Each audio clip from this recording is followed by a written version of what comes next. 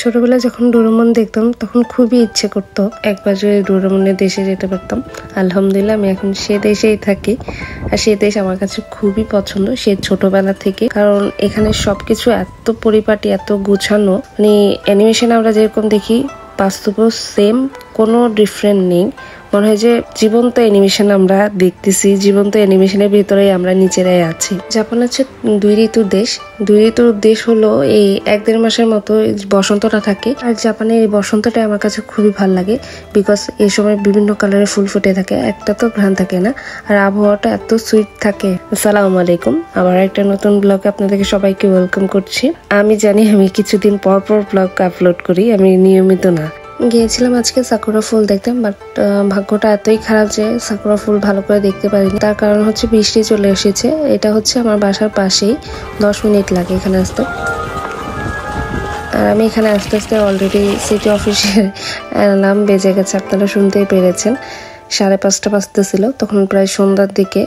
আর এই সাকুরা দেখার জন্য মানুষ কত দূর থেকে চলে আসে। যখনই ওদের বন্ধ থাকে, মানে অফ ডে থাকে, এই সাকুরা দেখতে চলে আসে। এত বৃদ্ধ দাদা দাদিরাও চলে আসে, এই হুইল চেয়ারে বসে বসে একা একা চলে আসে। যাদের সাথে কেউ থাকে তারা তো ওদের সাহায্যে আসতে পারে, যারা কেউ থাকে না একা একা চলে আসে। মানে ওদের থেকে যদি জিজ্ঞেস করেন, 80-90 বছর হয়ে গেছে, 95 বছর, এরকম অনেক বৃদ্ধ আছে, দাদি দাদা আছে। জিজ্ঞেস করলে বলবে যে প্রতি বছরই তাদের কাছে নতুন লাগে। এখানে কনসার্ট হচ্ছিল, বৃষ্টির কারণে বন্ধ হয়ে গেছে।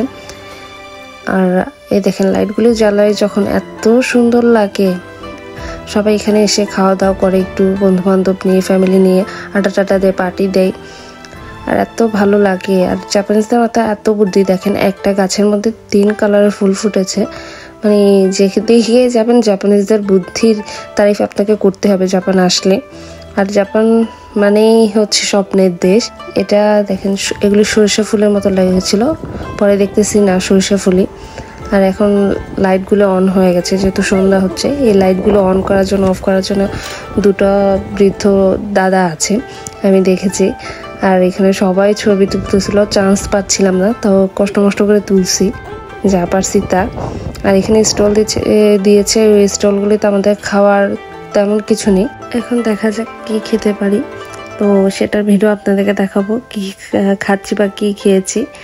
আর আমার ভিডিও যদি ভালো লাগে অবশ্যই আমার চ্যানেলটা সাবস্ক্রাইব করবেন, আর ভিডিওটা শেয়ার করে দেবেন।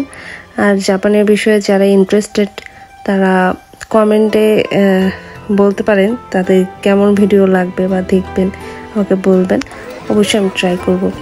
আর এই লাইটগুলো যখন অন করে তখন দেখেন এখানে ফটোগ্রাফাররা, কতগুলি ফটোগ্রাফার এসেছে।